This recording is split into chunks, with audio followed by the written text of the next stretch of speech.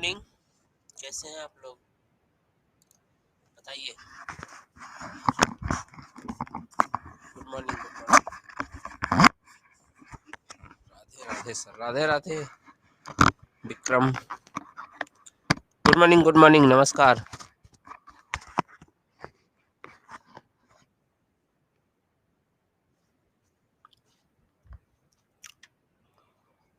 चलिए, सुबह सुबह सब तैयार हैं पढ़ने के लिए।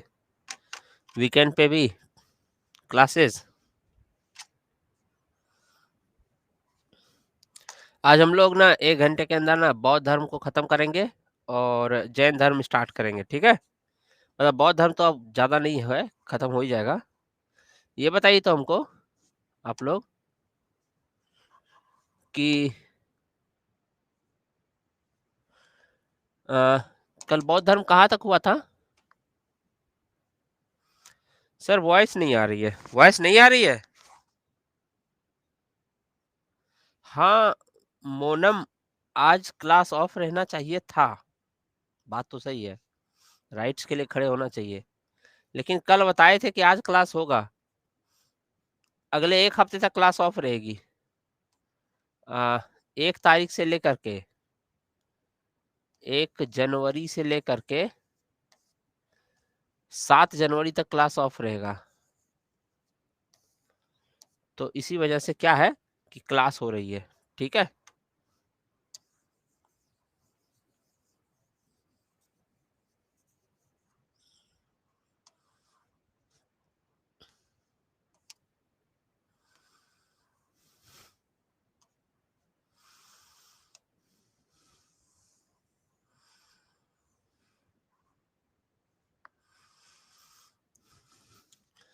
क्यों ऑफ रहेगा? क्योंकि मेरा ना बीपीएससी का मेंस है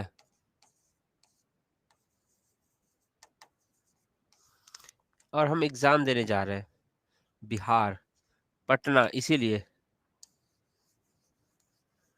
उस चक्कर में हमको ना कई सारे क्लासेस पहले लेने पड़ रहे हैं और हम 2 रात से ठीक से सोए नहीं है। कल तो ऑफिस में ही सो गए थे। और ना, क्योंकि पता है सिर्फ आप लोग का ही क्लास नहीं है, 4-5 क्लासेस है। तो कुछ क्लासेस को हमको ना पहले लेना पड़ रहा है, और क्लासेस लेने का मतलब नहीं होता है, मतलब होता है उस सारे क्लासेस का पीपीटी बनाना पड़ता है। और जो पीपीटी है वो बनाने में बहुत टाइम लगता है, साथ में बैठ के बनाना पड़ता है। पता है, कल भी ऑफिस में सोए थे, आज भी हम ना लगभग वही 3 घंटा मुश्किल से सोए होंगे। मोदी जी बन गए हैं, बस अंतर यही है कि वो देश को संभाल रहे हैं।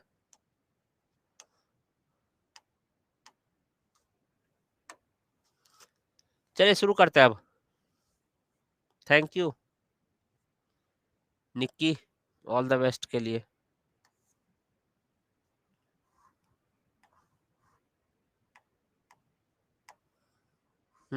चलिए अब क्लासेस शुरू करते हैं, ठीक।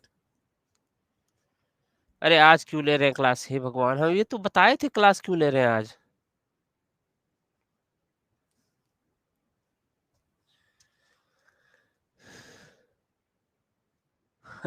मोस्ट वेलकम आपके पटना में, थैंक यू। हाँ, बस मेरा ही क्लास बंद रहेगा, क्योंकि पूरा अड्डा थोड़ी जा रहा है एग्जाम देने। पूरा अड्डा तो जा नहीं रहा है एग्जाम देने, ठीक है। 1 सेकेंड।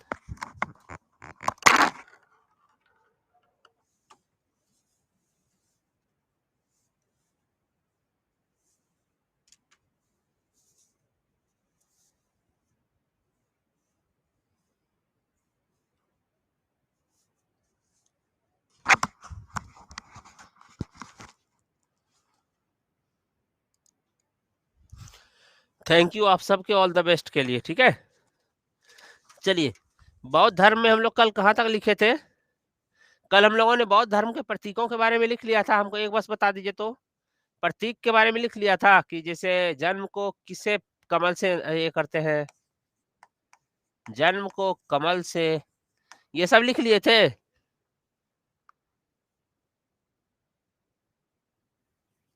घटना और प्रतीक हो गया था, ठीक, ओके। घटना और प्रतीक हो गया था। हाँ, ठीक, ठीक, ठीक, ठीक, ठीक, ठीक, ठीक। चलिए तब अब आगे बढ़ते हैं हम लोग। आगे बढ़ते हैं, ठीक है? आगे क्या बढ़ेंगे?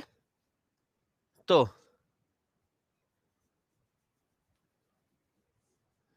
बुक लेना है, कोड। बुक लेने के लिए तो आपको यही कोड चलेगा, Y812 और S लगा दीजिएगा साथ में। यही है बुक लेने का कोड, ठीक है? तो आपको जो डिस्काउंट होगा मिल जाएगा। चलिए, तब तो कल काफ़ी कुछ हो ही गया था। अ, 2-4 चीज़ और सुन लीजिए, बस 2-4 चीज़ ही है, ज़्यादा कुछ है नहीं। 2-4 चीज़ में क्या-क्या हो जाएगा?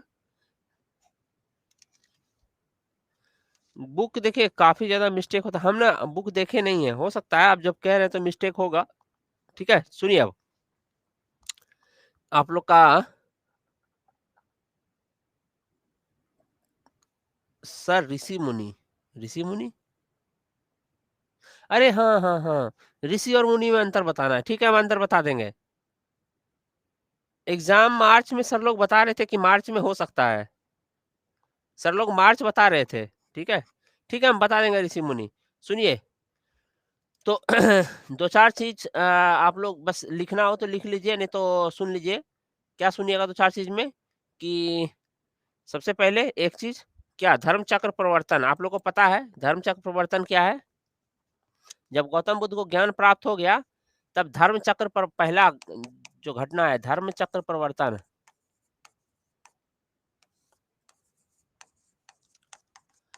प्रथम उपदेश याद है? बताए थे कि गौतम बुद्ध 5 दोस्तों के साथ मिलके बुद्ध अपने 5 दोस्तों के साथ मिल कर के गए थे ग्रुप स्टडी के लिए निरंजना नदी के तट पे। लेकिन वो पांचों देश दोस्त क्या हुआ, बुद्ध के कृष्ण जो है खीर खा लेने के कारण समझ गया कि तो भ्रष्ट हो गया, और वो लोग चला गए कहाँ? ये लोग चला गया उरुवेला। उरुवेला मतलब सॉरी, उरुवेला से कहाँ चला गया? सारनाथ चला गया। सारनाथ चला गया। उरुवेला उस वक्त बोध गया को बोलते थे। ये लोग उरुवेला में था, यानी बोध गया में था। बाद में जब बुद्ध को रियलाइज हुआ, ज्ञान की प्राप्ति हुई कि गोल्डन मीन मध्यम मार्ग ही असल ज्ञान है, असल रास्ता है, तब बुद्ध इसी पांचों के पास गए और पांचों को अपने ज्ञान के बारे में बताए। तो ये पांचों जो है सहमत हुआ, ये पांचों सहमत हुआ और बुद्ध का शिष्य बन गया। जब बुद्ध का शिष्य बन गया वापस से, तब क्या हुआ? इस घटना को क्या कहते हैं? इस घटना को कहते हैं धर्म चक्र प्रवर्तन। तो इसके लिए कुछ नहीं, बस एक लाइन लिख लीजिए, प्रथम उपदेश। धर्म चक्र प्रवर्तन को क्या बोलेंगे? प्रथम उपदेश। बुद्ध द्वारा सारनाथ में दिया गया प्रथम उपदेश।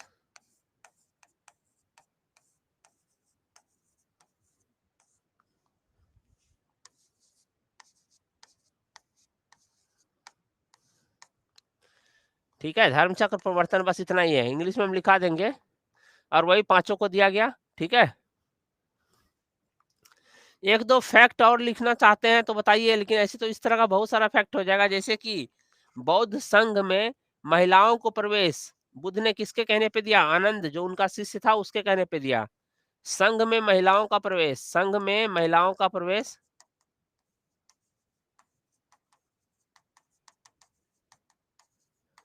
आप एक काम कीजिए, इसको लिख लीजिए आप लोग जल्दी से, जो लोग लिखना चाहते हैं कि बौद्ध संघ में महिलाओं का प्रवेश बुद्ध ने आनंद के कहने पर दिया।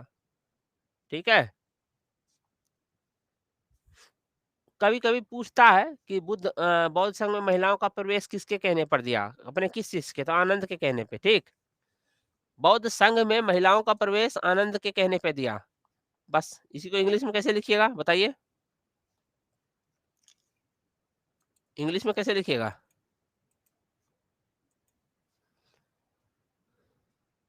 बौद्ध संघ में महिलाओं का प्रवेश आनंद के कहने पे दिया।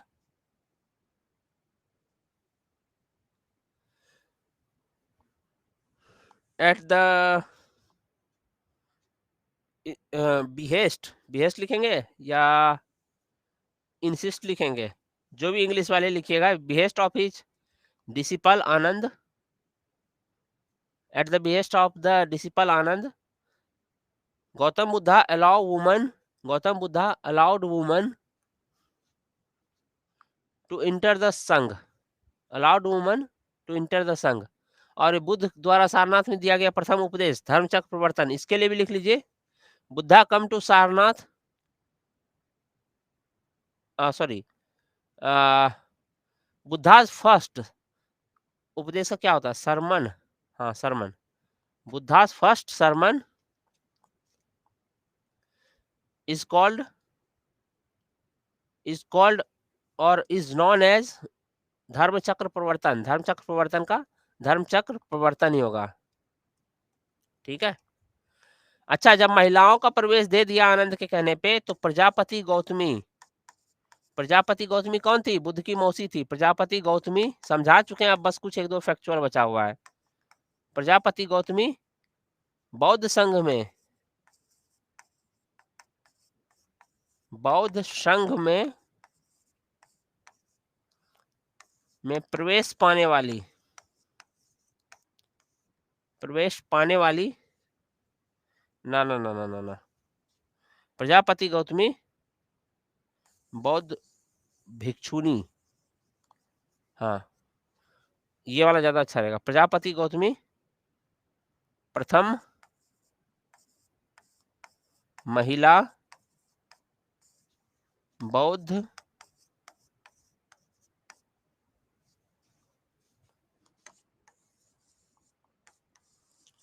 भिक्षु थी,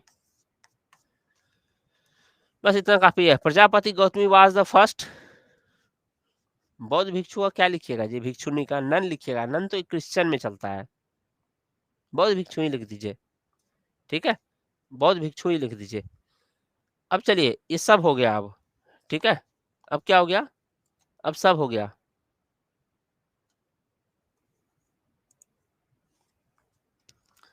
अब बस एक आखिरी चीज में बौद्ध संगीति,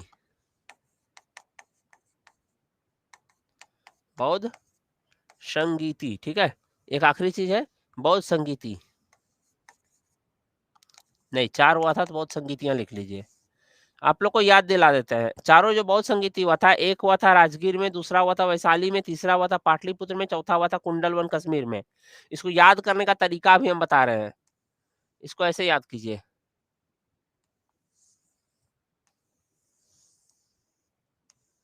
देखिए ये फर्स्ट बौद्ध संगीति, ये सेकेंड, ये थर्ड, ये फोर्थ, ऐसे समझ लीजिए। पहला कहाँ हुआ था, पहला हुआ था राजगीर में, पहला कहाँ हुआ था, राजगीर, राजगीर या राजगृह, ठीक है, अभी लिखना नहीं है, समझिए। दूसरा कहाँ हुआ था, वैशाली, तीसरा कहाँ हुआ था, पाटलिपुत्रा, चौथा कहाँ हुआ था, कश्मीर।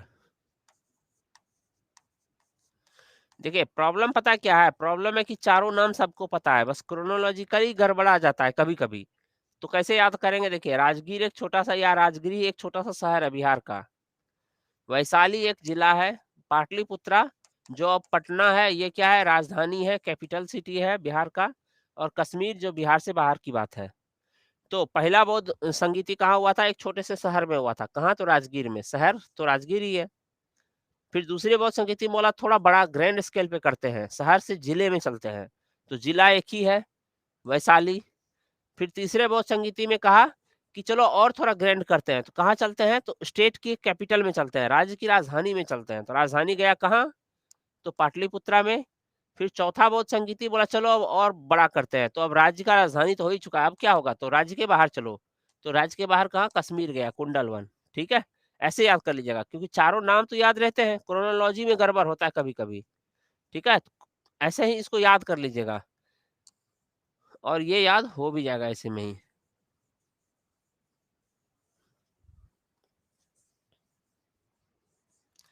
अब मैं इसको लिखवा देता हूँ, बौद्ध संगीति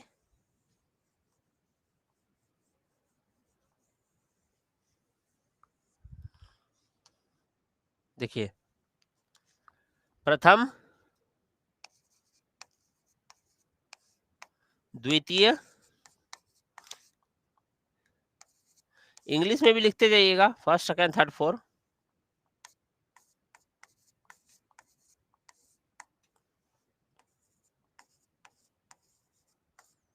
चतुर्थ।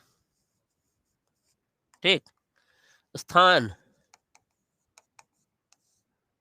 स्थान, पहला क्या होगा? राजगृह। दूसरा क्या होगा? बताए थे, याद कीजिए, वैशाली। तृतीय क्या होगा? पाटलिपुत्रा। और चौथा क्या होगा? कश्मीर, कुंडलवन। कश्मीर के कुंडलवन में।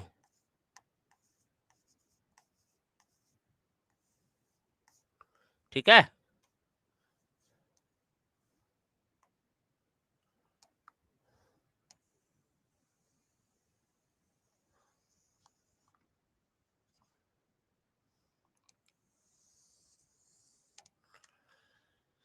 स्थान हो गया। अब अध्यक्ष लिखा देते हैं। अध्यक्ष,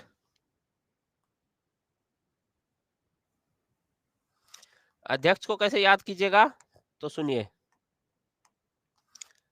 अध्यक्ष, अध्यक्ष के लिए एक लाइन लिख दीजिए। ठीक है, एक लाइन लिख लीजिए, हमेशा के लिए याद हो जाएगा। लाइन क्या है? महान मीर मोगली का मित्र है। महान मीर मोगली का मित्र है। 4 बार बोल लीजिए। ठीक है, 4 बार बोल लीजिए, महान मीर मोगली का मित्र है, याद हो जाएगा। महान से बना महाकश्यप। मीर किससे बना है? सबा कमीर, कहीं कहीं सबा कमी भी रहता है। सबा कमीर। मोगली, मोगली पुत्र तिस,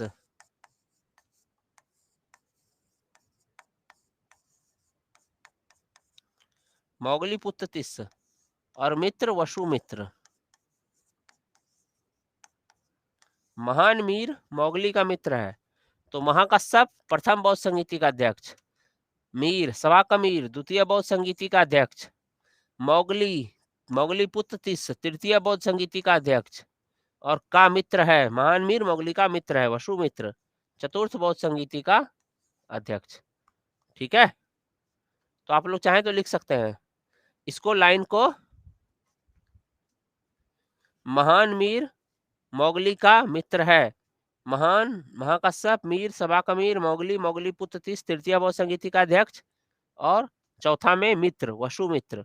ठीक है, इसको आप लोग बस, अध्यक्ष है चारों बौद्ध संगीति का, संगीति मतलब सम्मेलन, तो जो 4 सम्मेलन हुए थे, सम्मेलन की कोई न कोई अध्यक्षता करता है ना, तो यही अध्यक्ष थे चारों के। पहला के कौन था? महाकश्यप, दूसरा सबा कमीर, तीसरा मोगली पुत्र तिस, और चौथा वसुमित्र ना। और इसको रटने के लिए क्या है? निमोनिक्स, महान मीर मोगली का मित्र है, महान मीर मोगली का मित्र है। ठीक, अब इसको लिख लेते हैं यहाँ पे एक लाइन से। इस चारों अध्यक्ष है।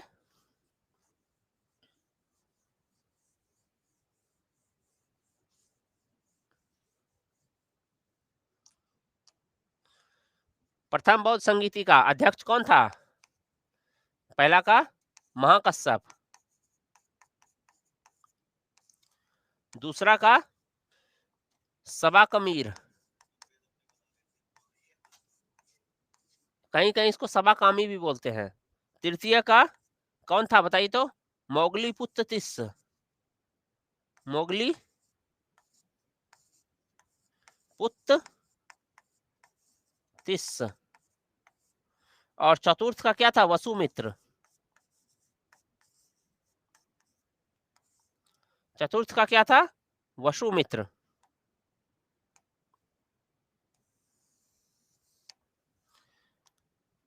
अब शासक, जिस वक्त ये सब संगीती हो रहा था उस वक्त शासक कौन था?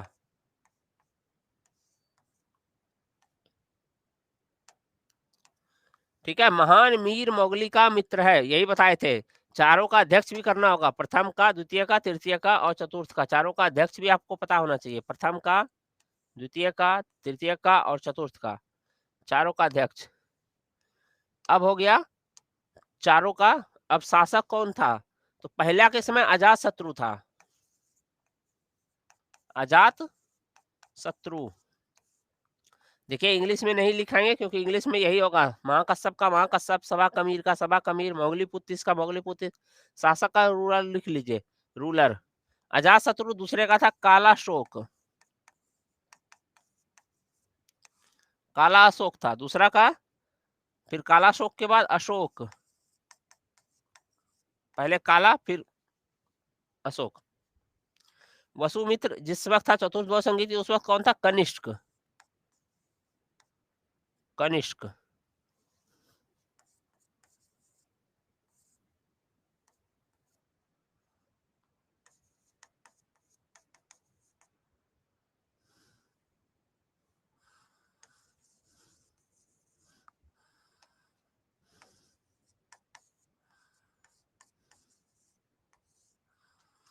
कनिष्क था, ठीक है। ये तो हो गया, ये पूरा हो गया, ठीक है।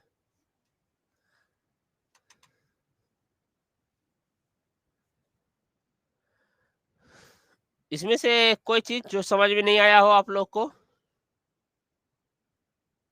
हाँ भाई, आज क्लास हो रही है, हे भगवान, अभी आप ज्वाइन किए, आज क्लास हो रही है। सर टाइम, अरे बस आज का टाइम यही है, आज का क्या, रोज का तो यही टाइम है ना। आप लोग का टाइम थोड़ी चेंज हुआ है, आप लोग का रोज का तो इसी टाइम में क्लास होती है।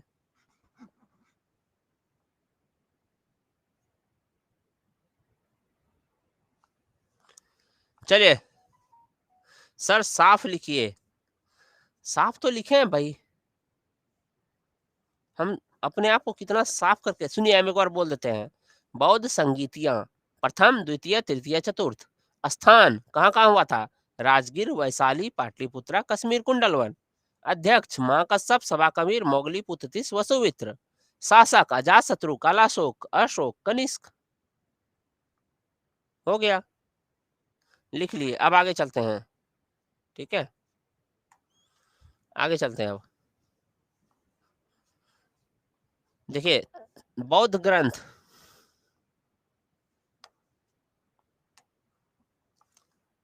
बौद्ध ग्रंथ में एक ही ग्रंथ है त्रिपिटक, त्रिपिटक। इसमें 3 पुस्तकों का समूह है, शुद्ध पिटक,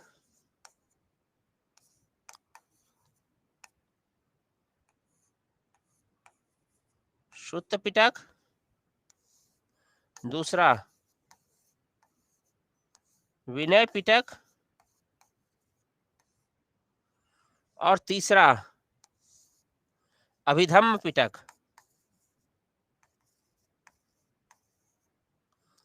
अभिधम्म पिटक, ये तीनों ग्रंथ हैं, इस तीनों को मिलाकर के त्रिपिटक कहा गया है बौद्ध में। बौद्ध त्रिपिटक में यही है, सुत्त पिटक, विनय पिटक, अभिधम्म पिटक। आप लोग को इंग्लिश में भी यही होगा, सुत्त पिटक, विनय पिटक, अभिधम्म पिटक। अब मैं आप लोग को विषय बता देता हूँ कि तीनों में कौन से विषय हैं, ठीक। तो सुनिए, याद कर लीजिए अभी, क्योंकि रटिएगा तो ज्यादा याद होगा नहीं। विनय का मतलब क्या होता है? विनय का मतलब होता है विनती। विनती क्यों किया जाता है किसी से भी? कुछ मानने के लिए, कि प्लीज हम तुमसे विनती कर रहे हैं, या हम आप लोगों से विनती कर रहे हैं, विनय कर रहे हैं कि आप लोग पढ़िए, ऐसा कुछ। या आप लोग प्लीज अपने समय पे क्लास आइए, यानी नियम क्लास का क्या है, 7 बजे तो 7 बजे आइए। तो विनय का मतलब होता है विनती। तो जब भी कोई बौद्ध भिक्षु बनता है और बौद्ध संघ में जाता है, बौद्ध भिक्षु बन के कहाँ जाता है? बौद्ध संघ में प्रवेश करता है। तो बस ऐसा नहीं है कि जाओ मस्त से रहो, खाओ पियो फ्री में। उसको कई सारे नियमों को मानना पड़ता है, नियमों का पालन करना पड़ता है। और भिक्षुओं का भी लेयर होता है, ठीक है। तो एक साल कुछ साल तक ये नियम फॉलो करो, फिर प्रमोट होके ये वाले भिक्षु बन जाओगे, तब ये वाले नियम को फॉलो करो। तो बौद्ध संघ में प्रवेश करने के बाद जिन नियमों का पालन करना पड़ता है बौद्ध भिक्षुओं को, उन नियमों का उल्लेख कहाँ है? विनय पिटक में है। संघ के नियम, यहाँ क्या है? बौद्ध संघ के नियम है। तो नियम मतलब विनय, कि विनय करके, विनती करके बोला जाता है कि संघ के ये नियम है, इसको फॉलो करो। तो विनय पिटक में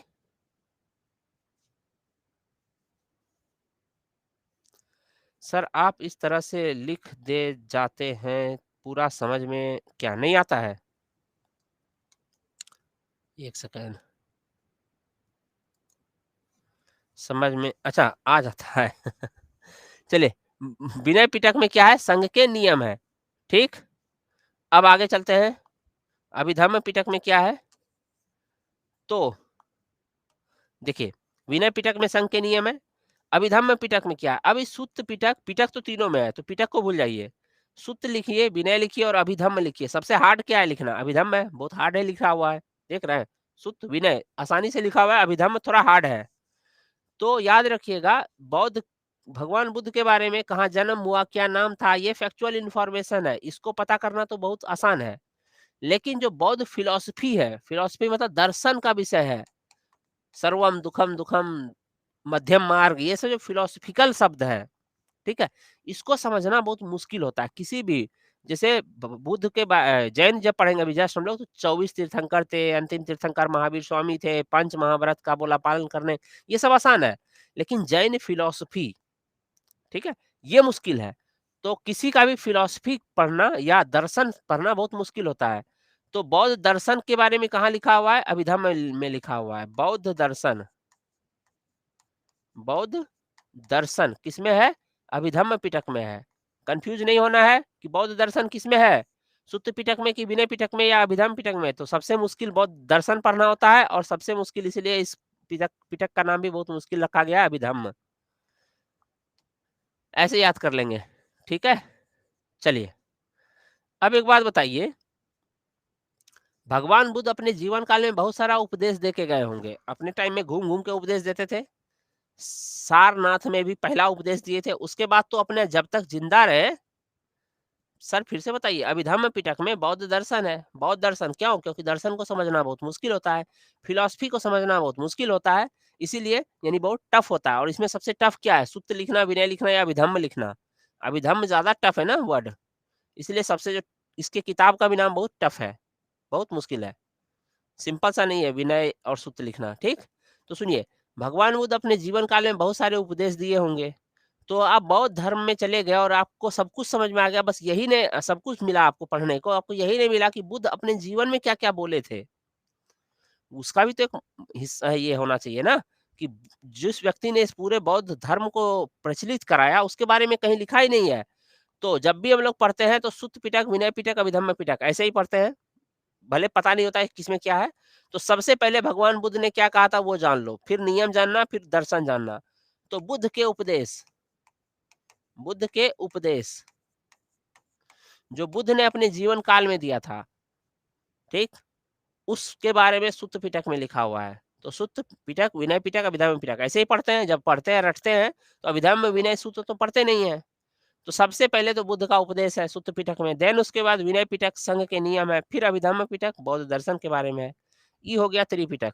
अब एक लास्ट बचा हुआ है, और वो लास्ट हम अभी करा देते हैं। अभिधम्म बुद्ध के उपदेश क्या लिखेंगे जी? बुद्ध का उपदेश का इंग्लिश में, ठीक है, लिख दीजिए, स्पीकिंग ऑफ बुद्धास। चलिए, ये तो हो गया। अब एक लास्ट वाला अंतिम में सुन लीजिए, चतुर्थ बौद्ध संगीति में, फोर्थ बौद्ध काउंसिल में, ठीक है, बुद्ध संगीति में, बुद्ध नहीं बौद्ध संगीति कहाँ हुआ था? कुंडलवन कश्मीर। अध्यक्ष कौन था? वसुमित्र। फोर्थ बौद्ध संगीति में जो है, ठीक है, चतुर्थ बौद्ध संगीति में क्या हुआ था बताइए? बौद्ध धर्म दो भागों में स्प्लिट हो गया था। संगीति में बौद्ध धर्म संगीति में बौद्ध धर्म 2 भागों में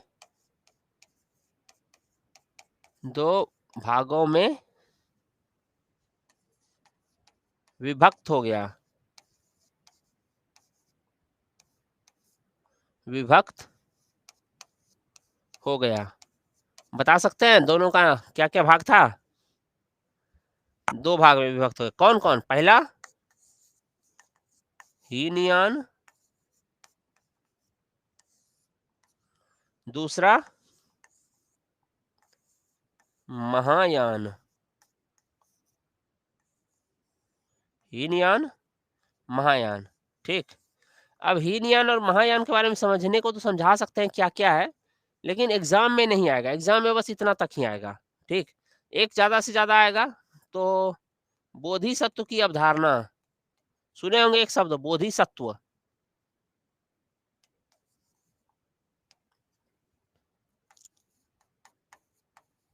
बोधिसत्व, जैसे उनको भी बोला जाता है बोधिसत्व, किसको? डॉक्टर अम्बेडकर को। बोधिसत्व की अवधारणा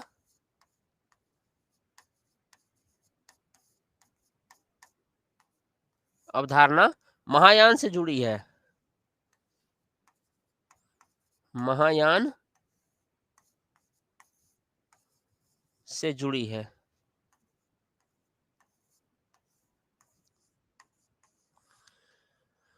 concept of Bodhisattva associated with Mahayana से, ये 2 परंपरा है। अब हमको एगो बता दीजिए, एग्ज़ाम में बस इतना ही आएगा। क्या आप लोग को समझना है? ऐसे मुँह से समझा दें हीनयान, महायान, लेकिन 5-7 मिनट लग जाएगा, कम से कम। हाँ या ना बता दीजिए, नहीं तो बौद्ध धर्म खत्म हो गया। एग्ज़ाम के पॉइंट ऑफ व्यू से इम्पोर्टेंट नहीं है लेकिन, पहले ही बता दूँ। लेकिन किसको मचा हुआ है कि जब पढ़ रहे हैं तो समझ ही लेते हैं, लेकिन एग्ज़ाम में काम नहीं आएगा। पोल ही कर लेते हैं, छोटा-छोटा चीज़ पे पोल करना नहीं चाहिए। एक्चुअली क्या है कि हम लिख-लिख के भी समझाते हैं नीरज, मुँह के अलावे। मतलब मज़े लेने से ना पीछे नहीं हटते हैं। मुँह से के अलावे नीरज ने लिखा है मुँह के अलावे और कहाँ समझाइएगा, लिख-लिख के समझा रहे हैं।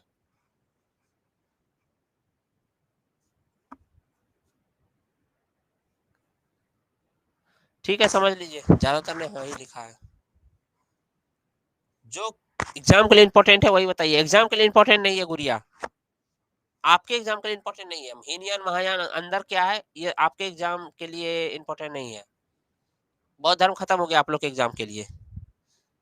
बस समझा दीजिए, ठीक है? बाकी लोगों का इच्छा है तो मैं समझा देता हूँ, आप भी 5 मिनट कान बंद करके रह लीजिए, क्या कर सकते हैं? ना? सुनिए अब हीनयान और महायान क्या है? 5 मिनट लगेगा। स्ट्रेस फ्री होके सुन लीजिए, ठीक है? इधर लिख देता हूँ महायान और इधर लिख देता हूँ हीनयान। जो समझा रहे हैं इसमें से कुछ एग्ज़ाम के लिए इम्पोर्टेंट नहीं है, आप लोग के एग्ज़ाम के, ठीक है?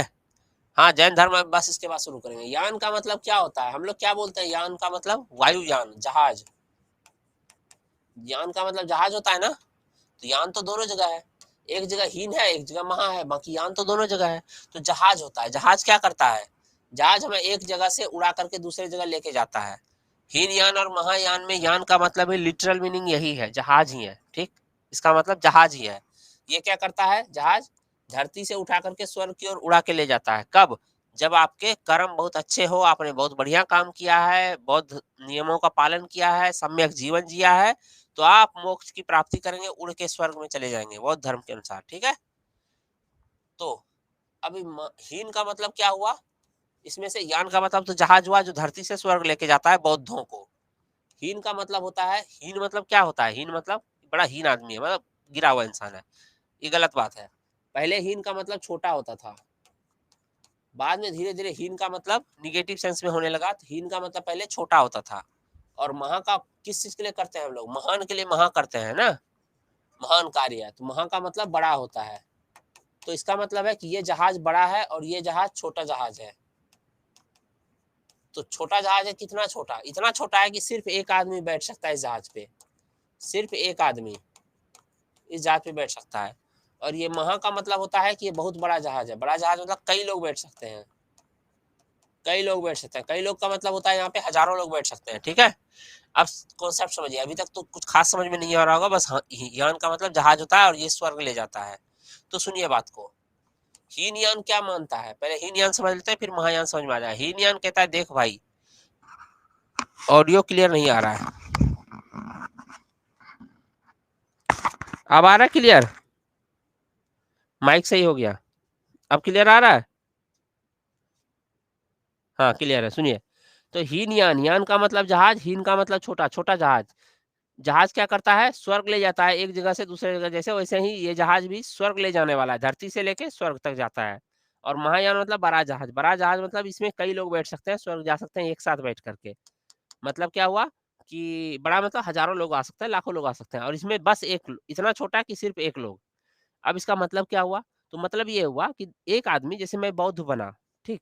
और मैं बुद्ध के नियमों का पालन करते हुए जीवन जीऊँगा, सम्यक जीवन जीऊँगा, तो मुझे स्वर्ग मिलेगा।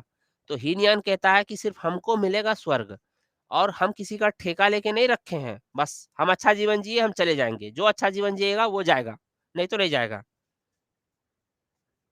अब महायान, महायान क्या कहता है कि देखो भाई, अगर तुमने अच्छा जीवन जिया और तुमको स्वर्ग अब गारंटी है कि तुम मरोगे तो स्वर्ग जाओगे, तो तुम ऐसा करो, तुम स्वर्ग मत जाओ। तुम वही रास्ता बताओ लोगों को, जिस रास्ते पे चल के क्या है, बाकी लोग भी स्वर्ग जाएँ। तो महायान बस यही है कि इसमें जिस व्यक्ति ने बहुत बढ़िया काम किया, बौद्ध धर्म के अनुसार, अब उसका स्वर्ग पक्का है, तो वो बाकियों को भी रास्ता दिखाए। क्या दिखाए रास्ता? कि तुम भी इस रास्ते पे चलो, तो तुम भी जा सकते हो स्वर्ग तक। जैसे बुद्ध ने जैसे ही ज्ञान प्राप्त किया बोध गया में, तो उनको क्या ज़रूरत था उपदेश देने का? वो उसी समय बुद्ध हो गए, ज्ञानी हो गए, वो उसी समय स्वर्ग जा सकते थे। अब क्योंकि ज्ञान प्राप्त कर लिया, अब जा सकते थे। लेकिन उन्होंने रुका और अपना ज्ञान का प्रसार किया पूरे समाज में कि हम क्यों अकेले जाएँ, बाकी लोग को भी मौका मिले। तो यही है महायान। आप लोग के पॉइंट ऑफ व्यू से बताएँ तो कुछ लड़के सेलेक्ट होने के बाद सीधा चले जाएँगे सिलेक्शन लेने के बाद जॉइनिंग के लिए, वो हीनयानी हैं। उनको बाकियों से मतलब नहीं है, और कुछ लोग क्या करेंगे, रुक करके अलग-अलग प्लेटफ़ॉर्म पे बताएँगे, ये किताब पढ़ो, इस मास्टर से पढ़ो, इस मास्टर से तो पक्का मत पढ़ना, ये वाला किताब में इतना ही पढ़ना, तब भी तुम भी सेलेक्ट हो जाओगे। तो वो कौन है? वो महायानी है। तो जो बोधिसत्व सुनते हैं ना आप लोग, बोधिसत्व, बोधिसत्व वही है। बोधिसत्व कौन व्यक्ति है? जिस व्यक्ति ने इतने बढ़िया कार्य किए जीवन में कि उसका पक्का है कि मरने के बाद स्वर्ग ही अब जाएगा। लेकिन इसके बावजूद भी वो मरा नहीं है, अपनी मृत्यु को टाल के रखा है, ताकि वो अपने जीवन में अधिक से अधिक ज़िंदा रह कर के बाकी लोगों को भी बता सके कि स्वर्ग जाने का रास्ता क्या है। ठीक? तो महायान ये है, जिसमें बाकियों का भी ठेका लेके रखते हैं, और हीनयान क्या कहता है? आत्मदीपो भव, अपना दीपक स्वयं बनो। तुम्हारा कोई ठेका लेके नहीं रखा है, तुम खुद हो। ठीक है? यहाँ तक तो हो गया, और जैसा कि आप लोग को बताए थे कि बौद्ध धर्म में क्या होता है, प्रतीकों का बहुत महत्व है। जैसे जन्म को किससे लिया जाता है? कमल से, ठीक है? मृत्यु को किससे? तो स्तूप से। उसी तरह से महायान और हीनयान के लिए भी प्रतीक है, और बड़े इंटरेस्टिंग प्रतीक है। हीनयान का प्रतीक क्या है? हीनयान का प्रतीक है बंदर, और महायान का प्रतीक क्या है? ये मे बी शायद एग्जाम में पूछ दे, लेकिन नहीं पूछेगा, इतना डीप नहीं पूछेगा। महायान का प्रतीक क्या है? बिल्ली है। बिल्ली और बंदर है। ये बौद्ध धर्म में प्रतीक है, मज़ाक वाली बात नहीं है। सुनिए कैसे? तो देखिए, बिल्ली क्या करती है, अपने बच्चे को एक जगह से दूसरे जगह ले जाती है। कैसे ले जाती है? और बंदर भी ले जाता है। तो बिल्ली कैसे ले जाती है? मुँह से दबाती है बच्चे को, और एक जगह से दूसरे जगह आप लोग देखे होंगे ले जाती है। उस बच्चे की कोई ज़िम्मेदारी नहीं है। पूरी ज़िम्मेदारी उस माँ की है कि कैसे वो बच्चा ट्रांसफ़र होगा। ठीक है? बच्चा बस लटका हुआ रहता है, मुँह में दबा हुआ रहता है बिल्ली के, और वो उसको पकड़ के दाँत से धर के ले जाती है, एक जगह से ट्रांसफ़र करती है दूसरे जगह से। महायानी भी यही है कि अगर कोई बोधिसत्व बन चुका है, कोई बोधिसत्व बन गया, तब उसकी ज़िम्मेदारी है बाकी लोगों को भी ले जाए। कहाँ तक? स्वर्ग तक। ये महायान वाले हैं, और हीनयान वाले का प्रतीक बंदर क्यों है? क्योंकि देखे होंगे बंदर भी एक पेड़ से दूसरे पेड़, दूसरे पेड़ से तीसरे पेड़ करता रहता है, और उसका बच्चा भी उसके साथ-साथ करता रहता है, ठीक बिल्ली जैसे। एक जगह से दूसरी जगह लेके जाती है बच्चे को। लेकिन अंतर क्या है? बंदर के और बिल्ली के मामले में सारी ज़िम्मेदारी माँ की थी, बच्चे की कोई ज़िम्मेदारी नहीं है। और बंदर क्या, कूदता रहता है और बच्चा उसके पेट से लटका रहता है। उस बच्चे की कोई ज़िम्मेदारी नहीं होती है, सॉरी, उस माँ की ज़िम्मेदारी, यानी बंदर की कोई ज़िम्मेदारी नहीं होती है कि बच्चा गिर ना जाए कहीं। उस पूरी की पूरी उस बंदर के बच्चे की ज़िम्मेदारी होती है कि हम कहीं, मेरा हाथ कहीं ना छूट जाए। मतलब स्टार्टिंग स्टार्टिंग पैदा होता होगा तो सोचता होगा कि किसके घर में पैदा हो गए हैं, यहाँ से वहाँ उछले जा रहा है, थोड़ा मेरा ध्यान भी नहीं रख रहा है। तो हीन यान वाले वही हैं कि देख भाई हम जिस रास्ते पे गए तुम भी चलो, हो जाओगे लेकिन मेरी कोई ज़िम्मेदारी नहीं है। ठीक है? ये तो हो गया। अब आप लोग का बौद्ध धर्म इतिश्री हो गया। अब आगे बढ़ते हैं। आप लोग को ऋषि और मुनि में अंतर कल समझना था। ये भी कोई मतलब का नहीं था। जब बिना मतलब का समझ रहे हैं तो ऋषि मुनि भी यहीं खत्म कर देते हैं। ऋषि सुने हैं ना आप लोग? मुनि, ऋषि मुनि, मुनि का स्पेलिंग कैसे होगा बताइए तो? कौन सा सही है ऋषि मुनि में? कुछ अंतर नहीं है जी, ढेले भर का अंतर है। सुनिए, अभी जो ये सब हम बताए आप लोग को, इसमें से हम क्या ध्यान किए, सोचे, समझे कि क्या होना चाहिए बौद्ध धर्म और उसके बाद बौद्ध धर्म के बारे में बताए या कहीं पढ़े हुए थे पहले, वो हम बताए। तो ऋषि लोग क्या करते हैं, अपना ध्यान करके ज्ञान-वान नहीं लाते, कहीं ये पढ़े होते हैं और फिर आगे बताते हैं। ठीक है? ये कहलाते हैं ऋषि, कि इन्होंने बहुत सारा अध्ययन किया होता है, बहुत सारा अध्ययन किया होता है और उसी अध्ययन को क्या करते हैं, दूसरों को बताते हैं। वो ऋषि लोग हैं, ठीक?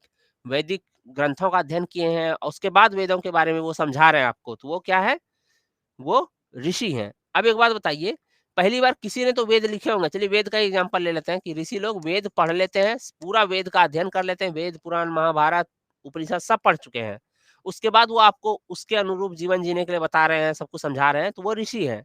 लेकिन किसी ने वेद लिखे होंगे, जिसने लिखा होगा वो कहीं पढ़ा तो नहीं होगा, उसने क्या किया होगा? चिंतन किया होगा। जैसे बुद्ध ने क्या किया? बुद्ध ने जो दर्शन निकाला अपना, फिलॉसफी निकाली अपनी, किस मध्यम मार्ग ही श्रेष्ठ है, वो कहीं पढ़ के निकाला या वो अपने चिंतन से निकाला? तो जो चीज़ आप अपने चिंतन से निकालते हैं, ठीक है? जो चीज़ आप अपने क्या करते हैं? चिंतन से निकालते हैं कि क्या सही है और क्या गलत है, तो वैसे लोग क्या कहलाते हैं? वैसे लोग मुनि कहलाते हैं। वैसे लोग क्या कहलाते हैं? मुनि। जिसने ज्ञान कहीं और से पढ़ के नहीं लिया बल्कि अपने चिंतन से ये पता किया कि क्या सही है, क्या गलत है, वो मुनि है। ठीक है? चलिए, ये वाला कंप्लीट हो गया, अब हम लोग जैन धर्म पढ़ेंगे, बौद्ध धर्म आप लोग का कंप्लीट हो गया। इसीलिए बुद्ध को क्या कहते हैं? बुद्ध को मुनि कहते हैं, शाक्य मुनि, ऋषि नहीं कहते। क्यों नहीं कहते? क्योंकि उन्होंने क्या किया, जो ज्ञान बताया वो कहीं से पढ़ के नहीं बताया, बल्कि उन्होंने सोचा, तपस्या किया उरुवेला में, बोध गया जिसको बोलते हैं, और वहाँ निरंजना नदी के तट पे उनको ज्ञान की प्राप्ति हुई, या वो खुद ही अपने चिंतन से ज्ञान क्या किए, क्या सही, क्या गलत है, ये पता किए। ठीक है?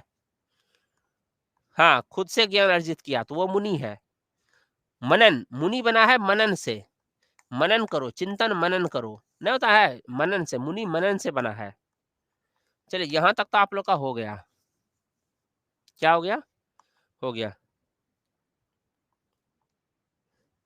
सैयद हुसैन, आप बोले सैटरडे को क्लास बंद रहेगा, आज तो क्या हो रहा है क्लास? आज तो मेरा क्लास है, छूट जाता। इसका मतलब आप कल नहीं आए थे सैयद?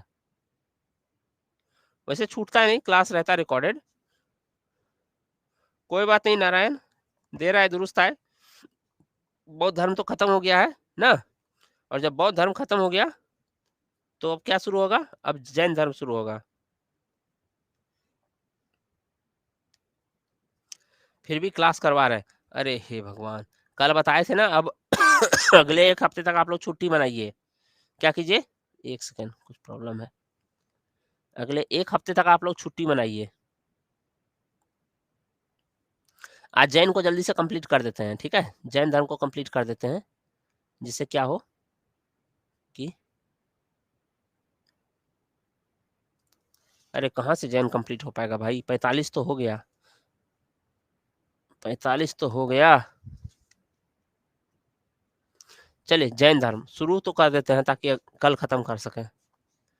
जैन धर्म, जैन धर्म, ठीक। जैन शब्द किससे बना है? जैन शब्द बना है जिन से। थोड़ा सा कॉन्सेप्चुअल। जैन शब्द किससे बना है? जिन से। जिन का क्या मतलब होता है? जिन का मतलब होता है जीतने वाला। क्या होता है जैन का मतलब? जीतने वाला, जीतने वाला। किसको जीतने वाला? शत्रुओं को जीतने वाला। लिखना नहीं है, समझने के लिए, या लिखना चाहते हैं लिख लीजिए, जो करना है। तो जैन का मतलब जैन शब्द बना है। सबसे पहला बेसिक सवाल तो ये हो सकता है कि जैन धर्म को जैन धर्म क्यों कहते हैं? तो ये जैन बना है जिन से, जिन का मतलब होता है जीतने वाला। किसे जीतने वाला? तो अपने इंद्रियों को जीतने वाला, ठीक है? इंद्रियों को जीतने वाला, इंद्रियों को जीतने वाला, जिसने अपने इंद्रियों पे विजय प्राप्त कर ली। हमें 5 सेंस ऑर्गन है, 5 इंद्रियां हैं, आंख, कान, नाक, जीभ, त्वचा, और सारी इच्छाएं इसी 5 इंद्रियों से उत्पन्न होती हैं। और व्यक्ति का उत्थान और पतन, डिक्लाइन और अपराइजिंग, दोनों ही इसी इंद्रियों के कारण होता है, कि जिसका कंट्रोल है अपने डिजायर पे, और सारी जो इच्छाएं हैं यही इंद्रियां उत्पन्न करती है।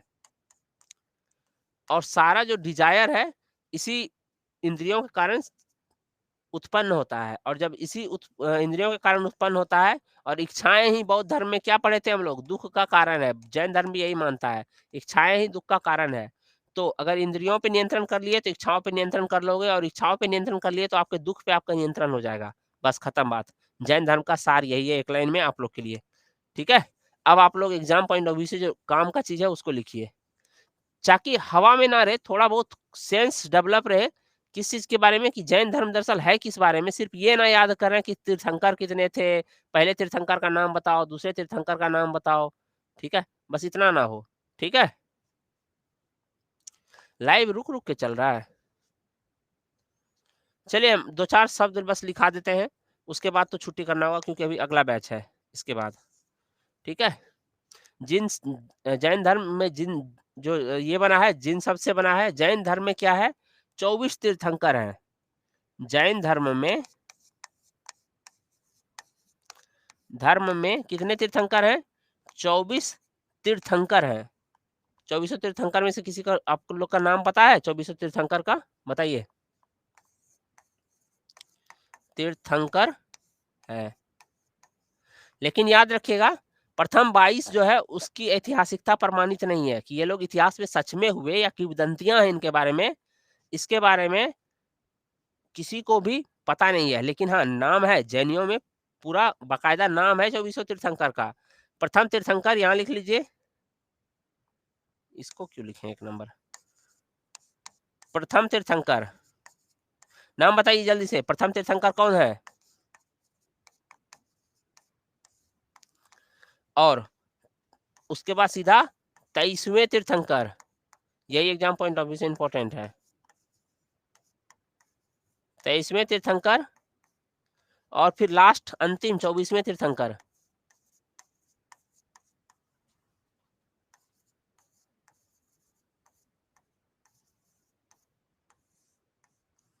अंतिम 24वें तीर्थंकर, उसके बाद प्रथम तीर्थंकर का नाम आप लोग को बता रहे हैं? हाँ बहुत बढ़िया, कुछ लोग तो बता रहे हैं। ऋषभ देव, अरे वो अच्छा, वो तो 23वें, हाँ ठीक है। ऋषभ देव, ऋषभ देव, कहीं कहीं आदिनाथ भी रहता है इसके लिए, आदिनाथ भी रहता है कहीं कहीं, ठीक है? और हाँ, वो जो पार्श्वनाथ बता रहे हैं वो कौन से तीर्थंकर हैं, कितने नंबर के? तो 23वें तीर्थंकर है, ठीक है? पार्श्वनाथ 23वें तीर्थंकर है। और क्या बोलते हैं 24वें तीर्थंकर तो सबको पता है, ठीक? क्या होगा जी, पार्श्वनाथ होगा या पारसनाथ होगा? बताइए क्या होगा, पार्श्वनाथ या पारसनाथ? और 24वें तीर्थंकर महावीर स्वामी।